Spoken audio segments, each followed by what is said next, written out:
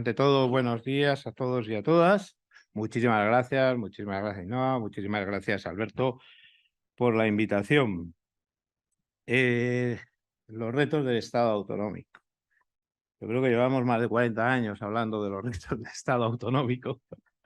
Por lo tanto, se puede decir que sería muy difícil ser original e intentar decir algo interesante, pero bueno, la actualidad política lo pone un poquito más fácil, el intentar decir algo un poquito más interesante. Voy a ordenar, perdón si no soy excesivamente riguroso en algún momento, voy a ordenar mi exposición sobre tres grandes ideas: lo que llamo el reto de la integración, lo que llamo el reto de la eficacia y lo que llamo el reto federal. Sí quiero hacer una advertencia previa y tiene que ver con algo que se ha dicho antes. Creo que en demasiadas ocasiones estamos desdeñando lo que pasa fuera de nuestras fronteras, es decir, Unión Europea, y también fuera de la frontera de la Unión Europea. El mundo sigue, el mundo va a su velocidad, esa velocidad es notable en algunos casos, con sus problemas, sus ventajas, sus inconvenientes, pero me da la sensación de que en general el mundo, Europa, se pierden algunas cuitas mientras otros siguen avanzando. Bien, dicho eso, vamos a nuestras cuitas. Primera cuestión, el reto de la integración. Voy a hacer un pequeño recordatorio histórico porque me parece esencial para entender el presente. Es evidente que el constituyente tuvo la cuestión nacional, la cuestión de la integración nacional, como uno de sus grandes objetivos. Era uno de los grandes problemas a resolver y honestamente considero que lo logró. Si no, es imposible entender el consenso del 78. Durante mucho tiempo se consideró que habíamos logrado superar también este trauma. La Constitución es rica en el reconocimiento al pluralismo desde el preámbulo, que a veces nos olvidamos de él, pero creo que es muy importante, hasta expresiones que empiezan en la voz nacionalidad y acaban en el título. Sí tengo que decir en este punto, y volveré a ello, que siempre me ha parecido un error, y un error importante, y hoy cobra otra vez importancia, el hablar de unas nacionalidades como históricas y otras comunidades que no lo son. De entrada, la voz de historia, cuando hablamos de derecho constitucional, me preocupa y no me agrada. Y recuerdo que además ese adjetivo se vincula a un hecho importante, pero al que me parece se le adjudica demasiado, y es la aprobación del Estatuto de Autonomía en la Segunda República. Al margen de las circunstancias en las que se aprueban dos de esos estatutos, hay que recordar que otras muchas regiones españolas estaban muy cerca de aprobar el estatuto. Por lo tanto, que al hecho del golpe de Estado se le adjudique tanta importancia a la hora de dividir luego a los españoles, me parece que es poco justificado. Bien, otra afirmación que a lo mejor puede despertar una controversia es que, en mi opinión, la evolución del modelo autonómico ha sido una evolución en pro del autogobierno. Es decir, es difícil pensar que en 1978 hoy se pudieran reconocer en el modelo de Estado que tenemos. En general, en líneas generales, con los matices que se quieran, las autonomías han ganado poder y el Estado se ha debilitado. Creo que eso es difícil, repito, con todos los matices que se pueda querer. Yo una línea de evolución que me parece esencial y que hoy puede ser uno de los ejes de mi intervención. He defendido siempre que el modelo que se encuentra en la Constitución es un modelo que piensa en una España asimétrica, en un modelo territorial asimétrico. También que desde el primer momento eso se vio difícilmente viable por la voluntad de otras comunidades autónomas, especialmente Valencia, Canarias, Aragón. Eso no era viable. Y eso provoca que a partir de 1996 el Estado evolucione hacia un modelo federal cuasi perfecto. Cuasi perfecto porque en el año 2000 hay una homogeneidad general con la profunda asimetría del régimen vasco y navarro. Es decir, simetría, pero hasta el año 2000, en el año 2000 España es un Estado federal prácticamente perfecto, con evidentemente algunas insuficiencias, pero también a eso me referiré posteriormente. Y también, lo digo con mucha claridad, creo que la simetría del año 2000, ese modelo en donde todas las comunidades autónomas que no son País Vasco y Navarra tienen más o menos el mismo régimen de competencias, más o menos, allí, en esa homogeneidad, se encuentra el inicio del problema de la integración que vivimos desde en los últimos años. Porque el modelo del nacionalismo vasco y catalán nunca ha sido un modelo simétrico, nunca ha sido un modelo federal.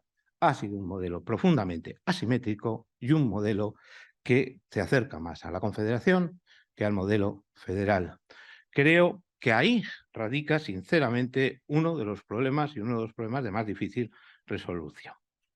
Evidentemente, otras circunstancias, la muy mala política, la muy mala gestión política, la crisis económica, van a coadyuvar a lo que fue la crisis territorial que desembocó en los meses de septiembre y octubre de 2017 en Cataluña, con el antecedente del Plan Ibarretxe. La pregunta es si para todo ello hay respuestas estructurales, si podemos resolver el tema de manera estructural. Tengo que decir que no ha habido el único ensayo serio, la única propuesta seria que se había planteado en España fueron las bases federales de Granada del Partido Socialista. No había, pero no fueron más allá, incluso porque el propio partido tampoco las acabó impulsando. La virtud del texto que publicó el Lehendakari hace 3 o 4 días en El País es que por lo menos ponía por escrito algo y había algo sobre lo que hablar. Evidentemente, he tenido que adaptar un poco mi intervención porque creo que no puede hablarse de los retos del Estado autonómico sin tener en cuenta hoy ese texto. Pero también tengo que decir que lo que voy a decir, lo iba a decir, solamente es un poquito de adaptación. ¿Cuáles son los 3 problemas que yo veo, las 3 cuestiones esenciales que veo en ese texto? La primera tiene que ver con el margen del incremento de la descentralización. Es mi primera discrepancia. No creo que se pueda afirmar que el modelo autonómico en 1978 ha generado un mero modelo de descentralización. No, el autogobierno en España es muy profundo y especialmente en esta comunidad autónoma.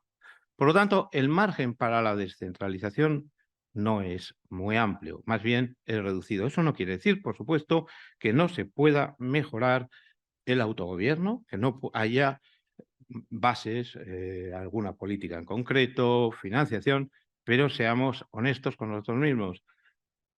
El margen es escaso. Descentralizar más en profundidad es acercarnos al estado ficción, es acercarnos a un estado ficción. La segunda, a la que volveré, se refiere a algo esencial, y es la dialéctica simetría-asimetría. Este es un tema fundamental que debe comprenderse no en Madrid, no en Cataluña, no en País Vasco. Debe comprenderse desde las otras perspectivas del Estado. Curiosamente, desde Cataluña y el País Vasco hay aquí una visión muy centralista en donde no se considera la perspectiva de otras comunidades autónomas, de otras regiones.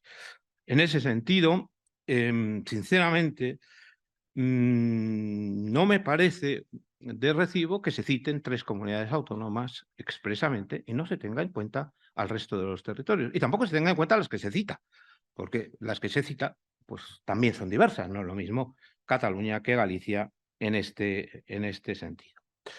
Todo ello, no estoy en contra, y he escrito sobre ello, de determinados rasgos de asimetría. Pero estos tienen que estar justificados y desenvolverse más en el plano de lo institucional. El problema es cuando se puede percibir que detrás de la asimetría está también el privilegio. está también la ventaja económica, y entonces ya no hablamos de simetría, hablamos de igualdad. Hablamos de la distinta posición de los ciudadanos en función del territorio en el que se encuentren. Y ahí creo que el problema ya adquiere otros tintes.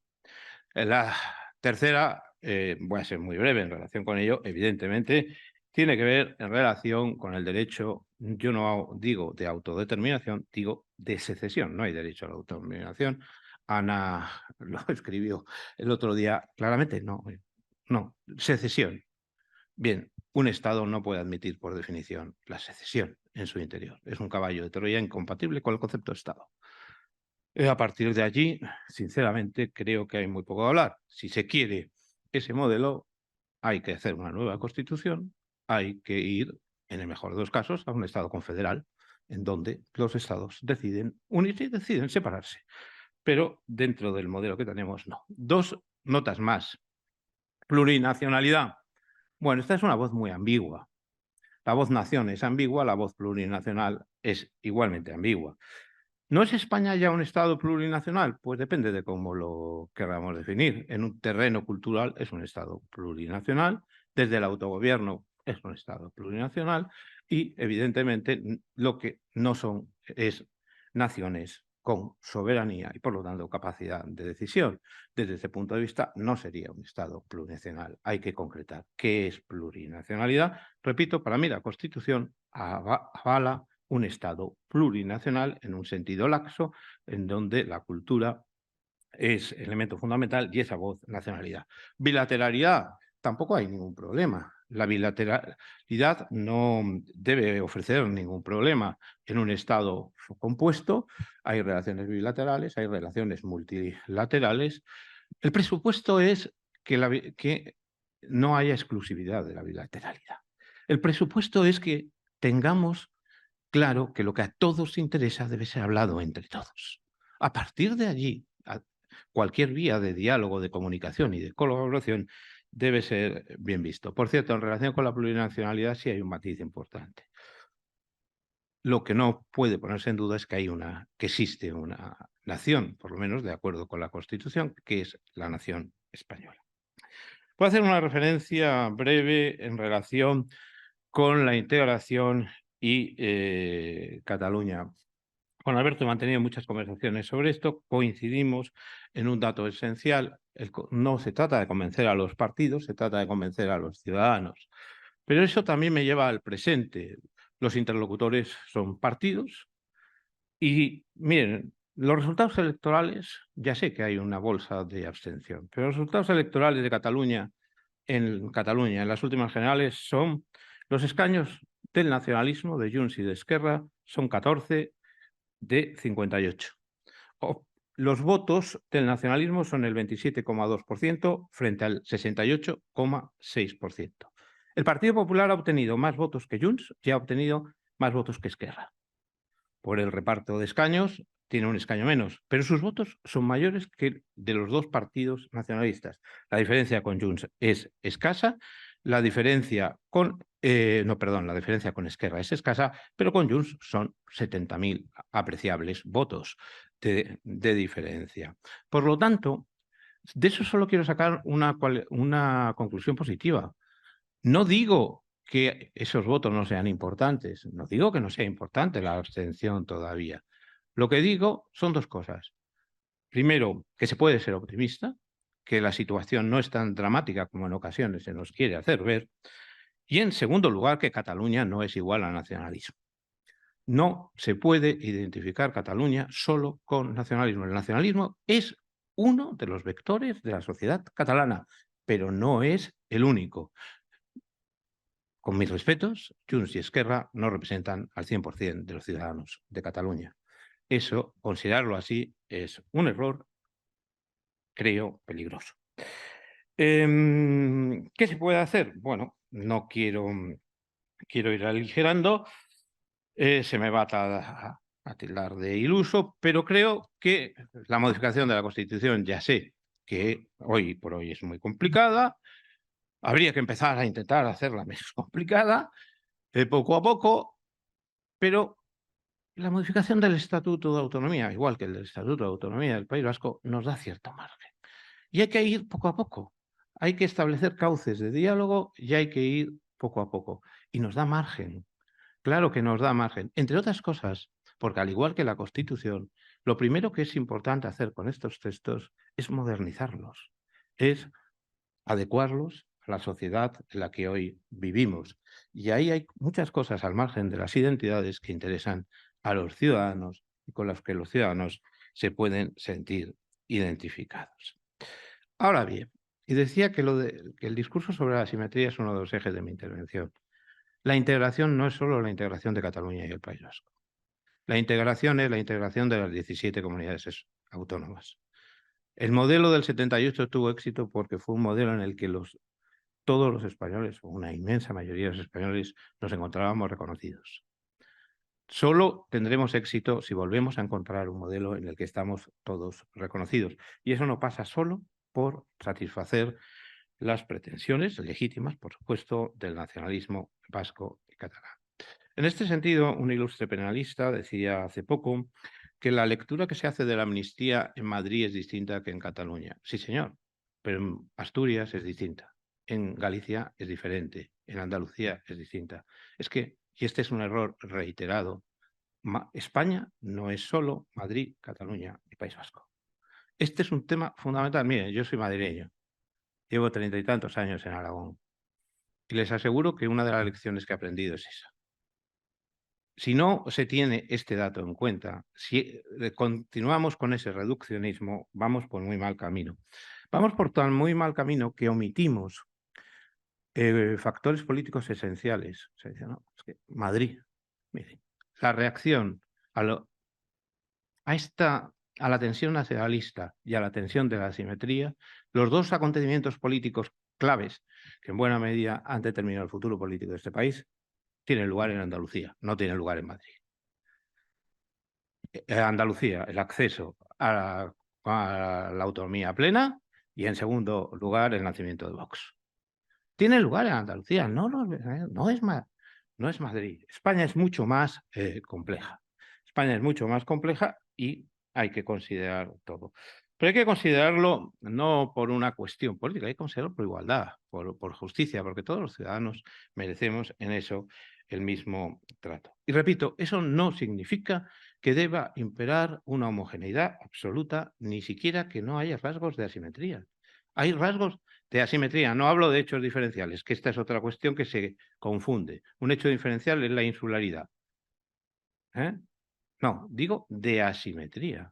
Es posible que pueda haber determinados rasgos de asimetría. De hecho, ya hay asimetrías muy profundas. Alguna, no la voy a citar aquí, el sistema de financiación vasco y navarro, pero hay otras políticas. No es una asimetría extraordinariamente profunda la posición de los partidos políticos nacionalistas catalanes y vascos en la política española. No es una asimetría política de primer orden que ha determinado el devenir del sistema español. Esa asimetría no tiene hoy una importancia extraordinaria. España, claro que tiene asimetrías y otras que se puede reconocer perfectamente, pero esas asimetrías nunca pueden traducirse en una inequidad económica, en un trato de privilegio. Si se hace, correrá riesgo todo el sistema. Porque muchas veces el problema es que ya no se habla de una asimetría determinada, sino que se está hablando directamente de un trato económico de favor en inversiones, en financiación. Y no lo olvidemos, la integración es un equilibrio. La integración es un equilibrio en donde todas las partes tienen que sentirse identificadas. Ahora bien, también nos equivocamos si pensamos que este es el único reto que tiene el modelo territorial. Ahora seré más breve. No desdeñemos el reto de la eficacia. La eficacia es un predicamento que cabe de todo el Estado, pero por supuesto también del modelo territorial. Es quizá la dimensión técnica de los retos del Estado autonómico. La dimensión política sería la integración, la dimensión técnica sería la eficacia. Pero de las comunidades autónomas depende hoy nuestra educación, nuestras universidades, dependen los servicios sociales, depende la sanidad.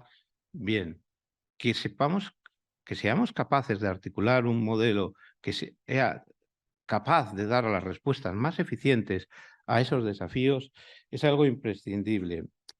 Y, sinceramente, eso es importante siempre, pero es mucho más importante hoy. Me explico. Por una razón muy sencilla, porque el mundo está cambiando y las políticas no cambian. Hay un decalaje absoluto entre los profundos cambios sociales, entre los retos a los que nos enfrentamos, que son distintos cada día, y una especie de parálisis que parecen afectar a las estructuras políticas. Es en España, y me pueden rectificar, políticas profundas de modernización de la sanidad, de la educación, de la administración pública, no hay desde los años 80. Se han hecho cosas, pero auténticas y profundas reformas de nuestros modelos no hay, teniendo en cuenta esa realidad cambiante. Hoy eso debe hacerse a través del Estado autonómico, de lo que el Estado representa. Y es un desafío para el Estado autonómico, porque durante los primeros años de la democracia, el modelo autonómico se legitimó en paralelo al desarrollo del Estado social. Un eficaz desarrollo de la sanidad y de la educación pública, un eficaz desarrollo del nuevo modelo de Estado social tuvo como protagonistas a las comunidades autónomas. Fue un instrumento de legitimación del Estado autonómico extraordinario. Como creo que sobre esto hay que estudiar un poco, que también lo ha podido ser y lo debería ser la pandemia, porque el Estado en general ha respondido y las comunidades autónomas han tenido un papel protagonista. Pero la legitimación no solo viene por una respuesta a los problemas, a las cuestiones identitarias, la legitimación viene porque el día a día de los ciudadanos esté resuelto. Este es un reto no solo del modelo territorial, sino de todos los estados. No podemos olvidar que la situación de los sistemas democráticos no es precisamente la de una mayor. Reto federal. Ya acercándome a las conclusiones, mi presupuesto es claro, España es un Estado federal, podemos introducir los matices que deseamos. Evidentemente está lejos de la perfección, pero ningún Estado federal alcanza la perfección. No hay un Estado federal que digas, este es el canon perfecto del Estado federal. Muchos de los problemas que se plantean alrededor de nuestro modelo territorial son problemas recurrentes en todos los Estados federales con una u otra intensidad. Hay problemas de diseño institucional, por supuesto, pero los problemas más graves tienen que ver con la cultura política. ¿Por qué entonces hablo de reto federal y por qué creo que es importante hablar de reto federal? Porque el reto federal englobaría una reforma que sí que creo que es fundamental. Primero, el cambio nominativo no deja de ser relevante. Asumir de hecho, de derecho, que somos un Estado federal. Además, de esta manera despejaríamos unos cuantos balones de la discusión y retórica política cotidiana. Somos un Estado federal, se acabó. Porque vivimos en un país en donde es paradójico. Los que no quieren que nos llamemos federal, una de las cosas que dicen es que ya somos federales. Bueno, seamos serios. Y aprovechemos ese cambio para modernizar España. Aprovechemos el cambio para modernizar este país. Aprovechémoslo. Y en ese aprovechamiento, lógicamente, el modelo territorial tiene un protagonismo fundamental.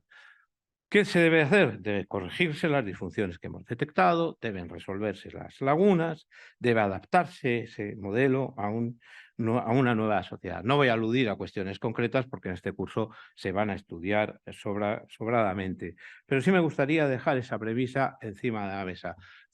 En España, federalizar debe ser sinónimo de modernizar, una tarea que tenemos pendiente prácticamente desde los años 80. ¿Ahí tiene cabida la respuesta a las pretensiones del nacionalismo? Ahí tiene cabida el estudio a las pretensiones del nacionalismo. ¿Hay margen? Hay algún margen, pero no puede identificarse, si queremos tener éxito, la reforma federal con la satisfacción de las necesidades del federalismo. Es el marco de estudio, pero no se hace exclusivamente para ello.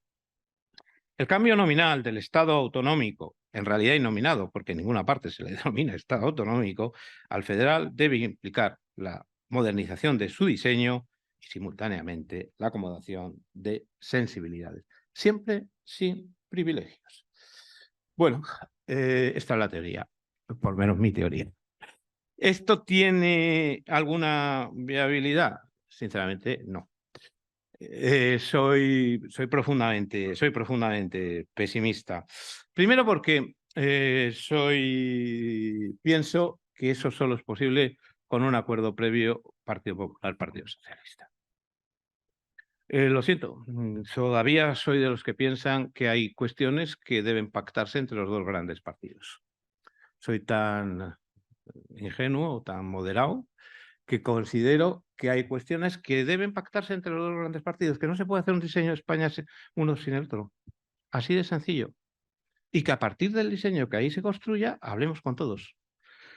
Me desagrada profundamente cómo unos y otros desdeñan al otro. No se desdeña un partido, se desdeña a millones de españoles.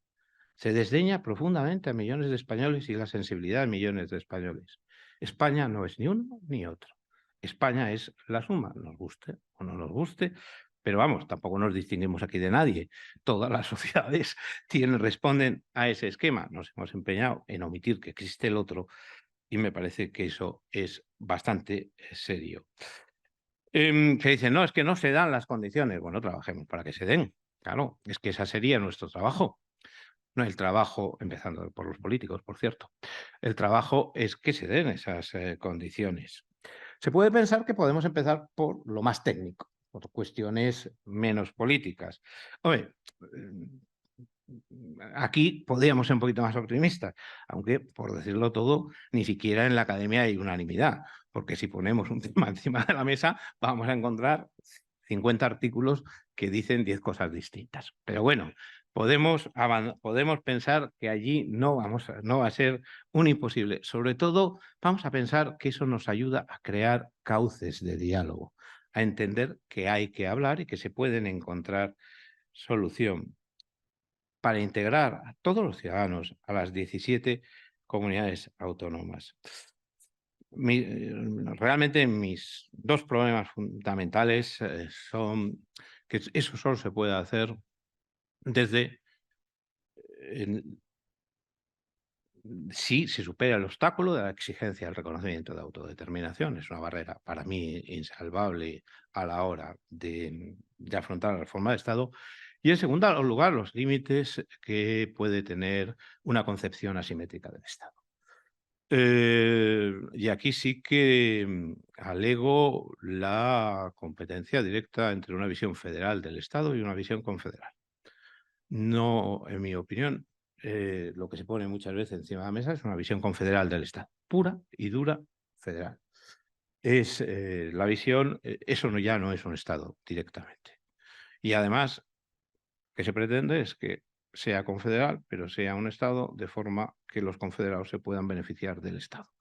Con lo cual todavía tiene un poquito más de intríngulis. Bien, lo he dicho al principio, vivimos en unos tiempos en donde los ciudadanos exigen que se dé solución a problemas muy graves. Los desafíos que superan las fronteras los hemos visto en la epidemia, los vemos en el cambio climático, pero cada día va a ser uno distinto. Europa es poco hoy, no hay más que viajar un poquito. Europa cada vez es menos. El mundo se nos come y Europa necesita cada vez ser más cada vez ser más fuerte en su unidad. Y evidentemente los estados solo van a poder subsistir dentro de esa Europa si también responden a esa idea. No por nada, sino porque hay que seguir respondiendo a las necesidades de los ciudadanos. Hay que seguir respondiendo a sus desafíos. Lamento no ser optimista, aunque creo que hay algunos indicios que podrían permitírnoslo, pero eso sería en un ambiente político completamente distinto. Y sí tengo que decirlo, sinceramente, que lo que creo, honestamente, es que la coyuntura electoral no es un momento propicio para resolver estos temas. Gracias.